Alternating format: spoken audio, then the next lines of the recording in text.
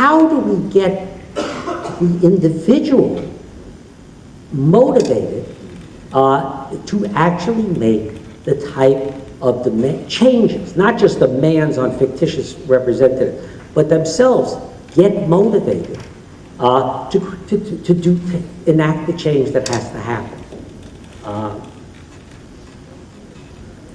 It's a very good question. I wish I really knew the answer.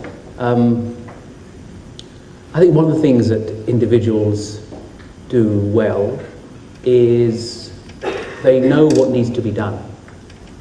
They know, for example, if they're seeing a psychiatrist or psychotherapist, that the way to live a better life is to block out the negative thoughts. What they don't do so well is actually block out the negative thoughts. They actually can't, and it's very interesting, you sit there and they come back to you week in, week out with the same old negative assumptions about themselves and the way the world is and how powerless they are, and you just say, now do it. Just do it. And there has to be a recognition somewhere within them that now is the time to do it. Walk that path and then see how far you get and see what life is like on the other side. So I think when it comes to individual, they have to want it.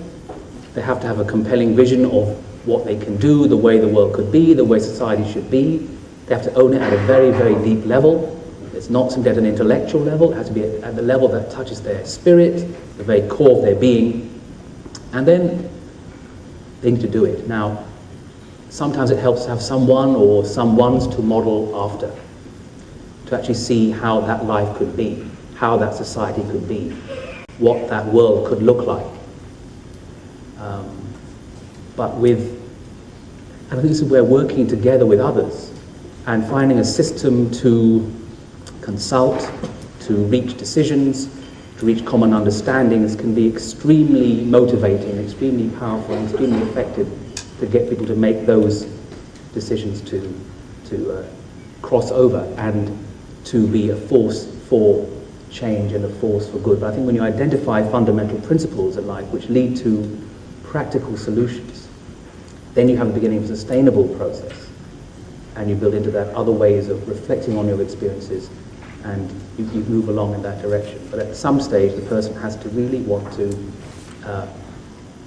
allow themselves to be influenced, to be a source of good and a force for change and an agent for promoting the very best of civilization.